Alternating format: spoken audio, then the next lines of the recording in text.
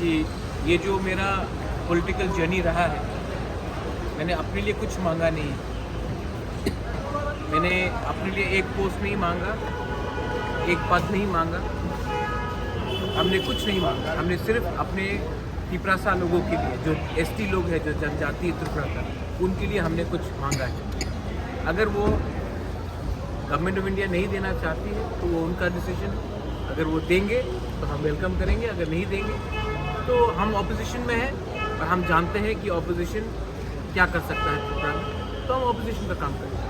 27 तारीख last date था, अभी तक नहीं हुआ, क्या बोलना चाहिए? ये सवाल आप होम मिनिस्टर से पूछिए, मुझसे मत पूछिए।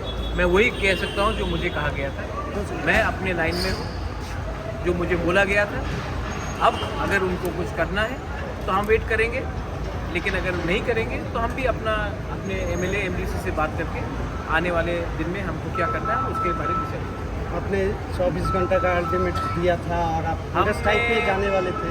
आपको मैं एक ही बात बोलना चाह रहा हूँ कि मैंने आज तक अपने लिए कुछ डिमांड नहीं की। मैंने जो भी डिमांड किया है अपने त्रिपुरा के जनजातियों के लिए डिमांड किया।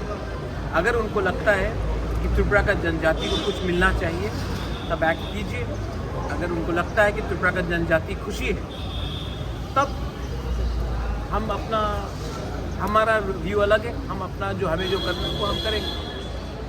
तो बात क्लियर है। आपने जो आप एक ही ये सवाल नहीं, आप देश के होम मिनिस्टर से पूछ लीजिए। मुझे जो बोलना था मैंने बोल दिया। अब मैं अपने एमएलए एमडीसी से बात करूंगा।